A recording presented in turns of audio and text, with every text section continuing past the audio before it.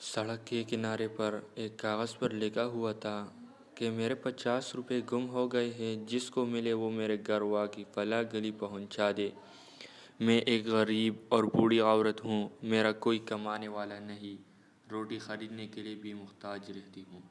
ایک آدمی نے یہ تحریر پڑھی تو وہ کاغذ پر لکھے ہوئے پتے پر پہنچانے چلا گیا۔